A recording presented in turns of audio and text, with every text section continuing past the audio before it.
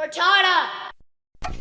At long last, after that awful state of play, after a very mid-Summer Game Fest show, I needed a palate cleanser, and along came Microsoft to, once again, have the best showcase of the year for like the third year in a row. How they keep doing this is beyond me, but Microsoft has turned up their output, in spite of the fact that they've essentially killed their own gaming console. But personally, I feel like the trade-off is worth it. There's an insane amount of content here. Not all of it is worth playing, but a good chunk of it was a lot more interesting, and the best part is it didn't drag on for too long like the Summer Game Fest show, which consisted of over 2 hours of a lot of games that looked the same. So let's begin with the positives first. The overall showcase. What do I think? Microsoft finally did the right thing and did not bombard you with Game Pass ads like they had done in previous shows. There was no stupid filler, there was no padding. It was just a full display of games. And you know Jeff Keighley probably hates Microsoft because they've outshined him for the 3rd time in a row. I kind of feel bad for Jeff. All he had to show you was the same exact looking JRPGs, and Microsoft's out here revealing new hardware, new IPs, new sequels. It's quite surprising just how much better the Microsoft shows are. That doesn't mean for me that they're 9 out of 10s or 10 out of 10s. As a matter of fact, overall, I would give this show a decent 7. Its main problem is that it started off with a bang. I mean, really started off with a bang, and then it dragged midway through, and then the end just did not match how exciting the first few reveals were. At the very least, we got some shadow drops, release dates, Game Pass lineup. If you're starving for content, I mean, you really can't complain at this point. Like, everybody has at least one thing they want to play here. Yes, it was better than Summer Game Fest and State of Play, but that's not really a high bar, is it? On its own, without being compared to anything else, the show is pretty mid. No Perfect Dark, no Gears E-Day, no update on the Blade game, surprisingly, no Fable. But of course, we can't just mope about what wasn't shown. It's important to talk about what was, and right off the bat, I'm just gonna start with the biggest announcement they had there. Well, at least it's a big deal to me, because I've been very curious about it. And that is, of course, the official ROG Ally / Xbox Handheld. After being told by several YouTubers that this wasn't gonna happen, they did the unthinkable, to me anyway, and they actually revealed this thing, and it's a lot more interesting than I was expecting. The first thing you'll notice is that it is a big old, what do Dreamcast guys say? A big old beefy boy. Yeah, that. It's a big, beefy boy. This handheld has got to be the thickest one. Now, I know some of you like your women thick. I personally don't like my handhelds that thick. If you want a better look at it than the way Phil Slender,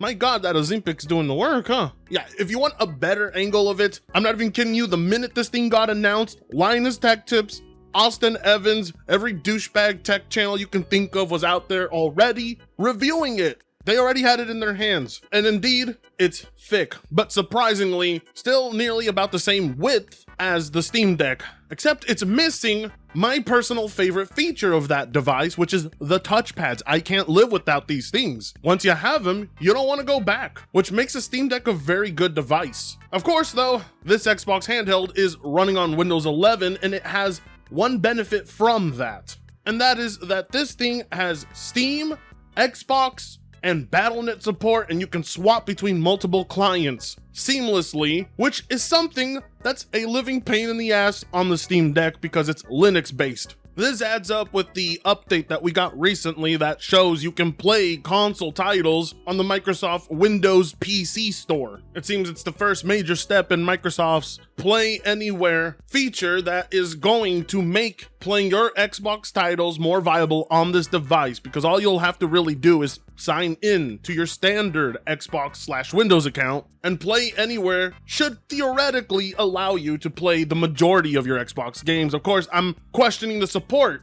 right out the gate, but you can tell the out-of-box support that Microsoft is trying to provide with this device is all due to the competition SteamOS is giving them. The pressure is on to improve the Windows 11 experience because competition is good for this very reason. It's going to be a bit before Microsoft can nail it down, Valve has a good head start, but already they're making waves here, giving the system proper grips. That's what makes the Steam Deck such a great device, is the comfort, how well it fits in your hand, how well it feels to hold in your hand, because of the grips in the back. And here with this device, it seems that they've made sure to prioritize comfort in comparison to the other flat standard handhelds that you can play on. And I think going forward, this molded shape here is going to become a lot more popular. As goofy and big as it makes the system look to some folks, it really does matter to improve this aspect. I'm glad they didn't keep it the same. One thing I'm not a fan of course, is the LED lit analog sticks that looks like a real battery drainer, and I'm pretty sure you can disable it in the settings.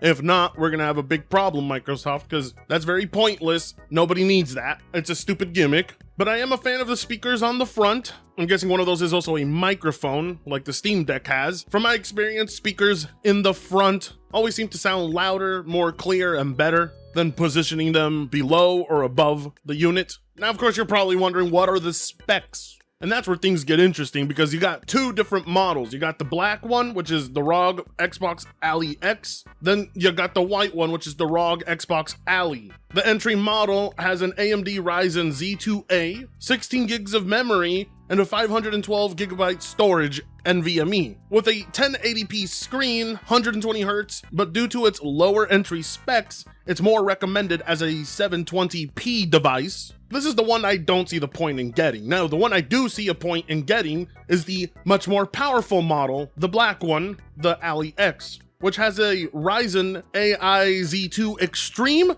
24 gigs of RAM, DDR5 mind you, and a 1 terabyte storage. And yes, 1080p, 120 Hz, but this one is more marketed towards actual 1080p. With the specs on these devices, these are definitely a lot more capable of playing current day games at a higher fidelity than most handhelds can. Now, that's not the real news though. See, the real news, the thing that actually overshadowed this entire handheld, was we finally got to see some Silksong playing on this thing.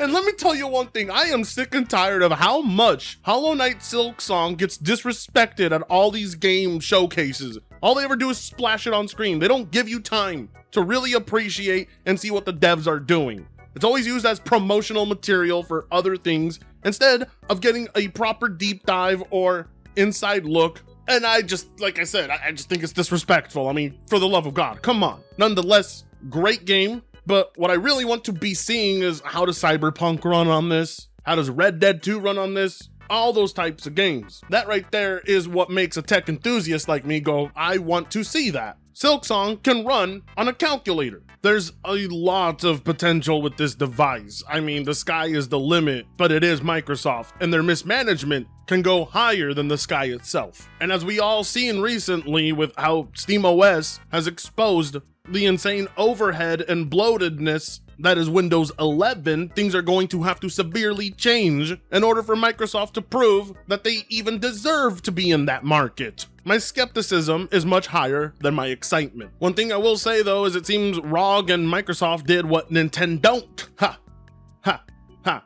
boomer joke. And that is that they actually sent out these models to tech channels to actually check out the moment they even announced it. So already we have more hands-on impressions from tech people, so you can make a slightly more informed purchasing decision if you're deciding to get this day one.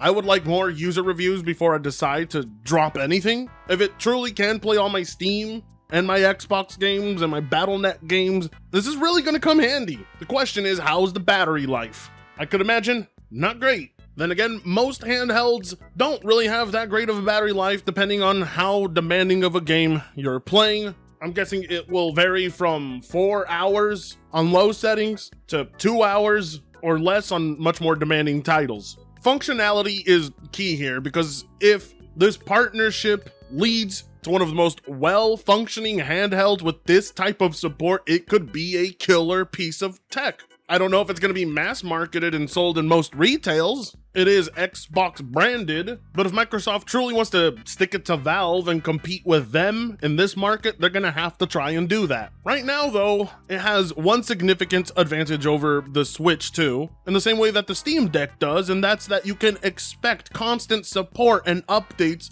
that will continue to make the user experience better, more customizable, and free. It's definitely a piece of tech I want to follow closely because, you know, my interest is there. It's very interesting as well to see what Sony's gonna do to counter people being able to play Steam games natively on this thing, because a lot of PlayStation titles are there, and this is an Xbox branded piece of tech. Who knows? If Sony doesn't do anything, this will be one of the most groundbreaking devices capable of all. All right, I think I covered that enough. Now let's cover the games that were shown, because there was a lot of them. Let's quickly go through that, and I'll give you my thoughts on what I thought of all of it. They started with Outer Worlds 2, which, you know, we all expect this game. Seems it's releasing this year as well. And what's there to say? It does look a lot better than the first one. The gunplay also looks better. I think maybe they've taken more time with this title, and hopefully it's simply more than just capitalism bad, which is what the first game was. But based on this trailer, it seems they're following through with keeping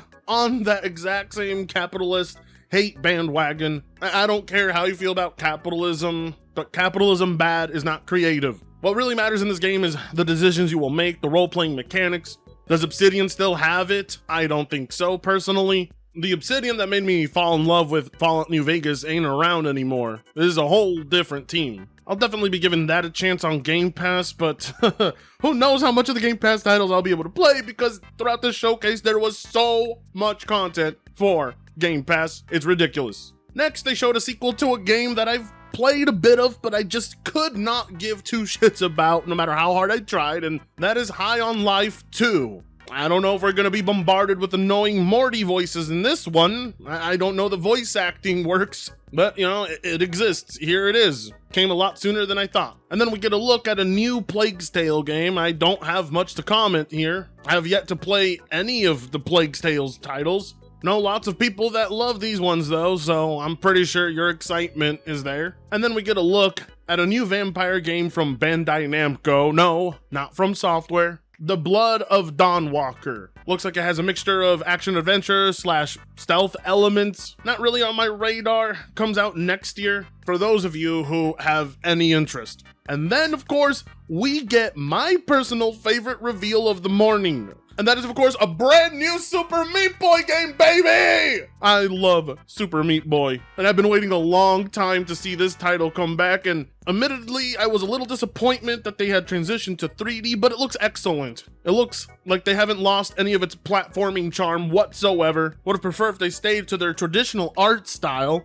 but from what I'm seeing, it's just like the first one in the sense that it's a bunch of trial and error. The new perspective, the new dimensions definitely change up the platforming. We'll see how it's done, but easily my favorite game that was shown at this entire showcase. It's aimed for 2026. Then we get a look at Ninja Gaiden 4, which I have no problem with. The thing is, we already seen this. This could have been taken up by anything else. I think we got enough of a glimpse at Ninja Gaiden 4, which of course comes out this year in October. Actually, October in general is a pretty stacked year for games based on these release schedules, and well, what is there to say? It looks fantastic. I'm very much looking forward to it, but if it's $80, that's an automatic no for me. And speaking of overpricing, we gotta look at the new Indiana Jones and the Great Circle DLC. This one will revolve around giants, and I am interested, I really am, but $35? Are you out of your minds? I'm not paying $35 for an expansion. I really enjoyed Indiana Jones. I get a lot of flack for that. People say, Indiana woke! And no one's actually tried it. And I was looking forward to playing more of it because honestly, it was a sleeper hit for me. But $35 fucking dollars? Are you out of your minds? No, Bethesda, not paying that. Shit should be, I don't know what, $15 at most. Then we get a look at Beast of Reincarnation. And well, what's actually truly surprising about this title is not so much how it looks itself or how it plays or anything to do with that, but the fact that it's actually a Game Freak title. That's right, Game Freak, as in the same mofos that make Pokemon. Here they are, making a day one Game Pass title. And already, the differences between what they give Nintendo and what they provide Microsoft is a night and day difference. You couldn't imagine this actually being Game Freak because of how Pokemon looks and plays. You couldn't in a million years guess this. It is one of the most interesting collaborations I've seen thus far. Look at the energy that they're putting behind this versus Pokemon. It's clear as day their passion and their love for that franchise is as dead as Nintendo's love for it. This is what that developer is truly capable of when they're not chained to Nintendo. God damn it, how did this turn into an anti-Nintendo rant? Why am I even mentioning Nintendo? It's supposed to be my day off. Nobody expected this, nobody saw this coming, but it's clear as day, passion was reinvigorated for these guys because there's far more of it here than in Pokemon. Perhaps Game Freak never lost it. Perhaps the limitations Nintendo placed on them is why we're getting the worst version of Game Freak, but what we're seeing here is significantly ahead of their work for Nintendo. And that comes out next year. Let's see if I remember. Then finally we get an in-depth look at Clockwork, a game I think I've seen, over 2 years ago now? Well, what's there to say? It's actually a much more expansive game than I was initially expecting. There seems to be branching dialogue paths, RPG mechanics, gunplay, puzzle solving, character customization. I'm actually really surprised at how intriguing the gameplay looks. That's one I'm definitely going to give a try once it does come out. Then we actually get a look at Grounded 2, which I was not expecting. I know a lot of people that play Grounded. Millions upon millions of people really like this game, but I can't get into it. Not much to say. I would definitely love a Honey, I Shrunk the Kids style game, but one that isn't centered around crafting and survival mechanics. I know a lot of people will be playing it, so I ain't gonna really roast it, but just not up my alley. Then we move on to Chronos The New Dawn, and no lies, this game doesn't look good. This game looks like ass. I have zero interest in this title. I'm not a big fan of low-budget horror games, unless they're VR. And this is indeed a very low-budget horror game with very selective gameplay footage. It looks kind of clunky and polished, not very scary. Definitely didn't need to be shown here. It's a pass for me. Then we get some wasted time with another Elder Scrolls Online update that I will never play or touch. For those of you who are still playing this a decade later, congrats. Next. Then we look at Aphelion, I don't know the name of this game. I don't care. I'm never gonna play it. There wasn't really any gameplay to go off of, so it's not even in my mind. Next. Then we start to really get to that middle segment I said that really started to drag on and ruin what was initially a good start. And that's this title, No Ghosts at the Grand, and the singing made me mute this shit right away. No thanks. Not a single thing about this game piqued my interest. I don't give two shits. As a matter of fact, I'm docking a point for its very existence alone. Next. Oh boy! An Age of Mythology DLC update Heavenly Spear. Isn't that exciting? Isn't that great? Well, I'm sure it is for some of you. But, pass. I'm good. No thanks. Next. Now, this next title actually really did catch my attention. It looks smooth as fuck. Some kind of Korean Splinter Cell, I don't know. Takes place in near future Korea. A political action thriller of some sort. Very intriguing, very beautiful to look at, very unique. I wouldn't actually mind giving this one a chance. Then we get Planet of Lana 2. Never played the first. Didn't even know it was a game that existed. It's just one of those typical artsy games with, environmental storytelling going on. Its gameplay definitely reminds me a lot of Oddworld in its type of platforming and navigation, or some of the older Prince of Persia games. It's pretty, it's unique, but it's just not something I really think I'll be giving a chance to. Then they waste our time with a fishing update for Fallout 76. Kill me. Why? Why, Phil? Why is this here? Why did you feel the need to burn up time with this crappy-ass MMO thingy-majiggy? I don't care about it. You know what? I'm docking you another point just for that one. Now I'm expecting a dog meat armor set DLC. Fuck out of here. Stop bringing this shit into your showcase. Nobody gives two fucks. Then we get a look at one of the few anime-looking games that was actually at this showcase, unlike the Summer Game Fest show that had nothing but anime games to show you. And that is Solo Leveling Arise Overdrive. Doesn't look bad. Doesn't look like I would want to put my money down day one either. Looks like a very competent hack and slash game though, with some unique boss fights. There's definitely a crowd for this. And what's surprising is there is no confirmed PS5 port for this one, which is interesting. It'll be available everywhere but PlayStation. Wondering if Microsoft money-headed that one. Then next, we get a look at Animo, which seems to be a much higher definition version of Pal World with more colors and vibrancy. It also seems like you can use the critters to help you platform and navigate through the world in very unique ways. Interesting. And yet another title that doesn't seem to be making it to PlayStation day one, as it's only marketed and advertised for Xbox and PC.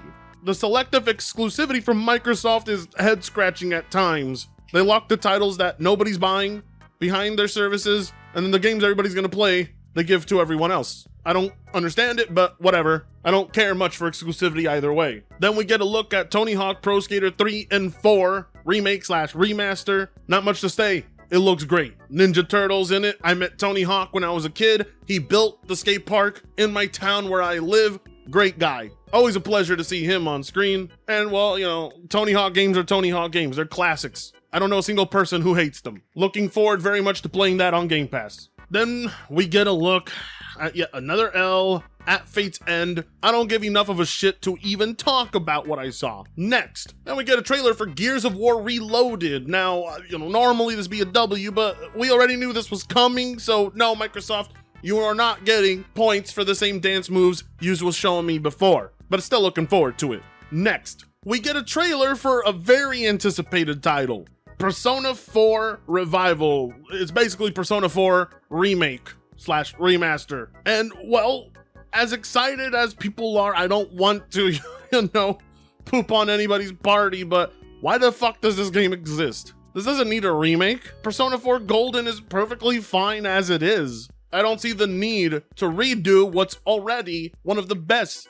RPGs ever made, especially since Persona 4 Golden released like in 2020 on Steam. I mean, I guess if you've never played it before, this is a great experience, but really, just play the original. It's fantastic. Not really an L, but I don't personally see the need for it, but I'm happy everybody else is excited. And then we get an update for Sea of Thieves. I'm not even gonna bother. Next. This other one was actually interesting, and it's Invincible versus, yes, you heard right, an Invincible fighting game, which honestly makes a lot of sense. I don't mean I'm interested though. The only fighting game that I've been craving for a while is Marvel vs. Capcom 4, and nobody wants to give it to me. We're getting an Invincible fighting game before we get that. We're getting a Marvel fighting game before that. We got a Warner Brothers fighting game before that. Give me Marvel vs. Capcom 4. Anyways, looks fine. I'm sure it has potential, but I probably won't be touching it. Then at long last, we finally get a Double Fine Studios game, and I'm disappointed. I was hoping it would be a 3D platformer, but this doesn't look anything like a platformer. I don't really know what this looks like. You play as a lighthouse. The name of the game is Keeper, but again, to me it looks like it's gonna have some puzzle-solving elements, exploration. It looks very unique. Definitely has that Double Fine aesthetic to it, but it's just not what I was expecting. Does that mean it's gonna be bad? No. Does that mean I'm disappointed? Yes. I've been waiting for them to release something new. I know we're not getting a Psychonauts 3 anytime soon, but a 3D platformer is what I wanted from them. And then to end the night, Phil Spencer comes out to make it seem like we're gonna get a world premiere to something unique and revolutionary, and we're sitting there trying to figure out what this Alan Wake 2 looking ass thing is, and it turns out to be Black Ops 7. I mean, I can understand for marketing reasons why this was saved. At the end, it is going to be the highest selling title of everything they've shown. It is Microsoft's new moneymaker, but what a dog shit way to end the show. Which, honestly, killed the end for me. Everything at the beginning is what made the show interesting whatsoever. A lot of stuff in the middle and in between was meh, hit or miss, or sometimes exciting. I don't have any hype for Black Ops 7. I'll play it, but one thing to note that is interesting is it's going to have split screen co-op for campaign, which we haven't seen in a while. That is the most interesting news to get here, and that's something that they didn't even bother to show off in the trailer. As a matter of fact, there was no gameplay really shown off. I don't know how far into the future it's gonna be, but it's not on my radar to play immediately. Overall, really thinking about it, my score goes from 7 down to 6. It was mid / just okay. Far better than Summer Game Fest and State of Play, but what would you rather have, warm beer or warm soda? They definitely had the best showcase, but it pales in comparison to what they've done in the last 2 to 3 years. Coming off of those last showcases, this one was far from the best. Oh, and no, I did not forget that Final Fantasy VII and Final Fantasy 16 are coming to Xbox, thus officially ending the long exclusivity that was locked on PlayStation. But I am saving all the spicy reactions and salt for that one in my next video, which I will try to upload as soon as possible today. If you want that video to come out faster, then you need to hit subscribe, get this channel up to 100k subs for the grand face reveal. That being said, I will see you in a matter of a few hours. Bye-bye. Fritango sucks ass.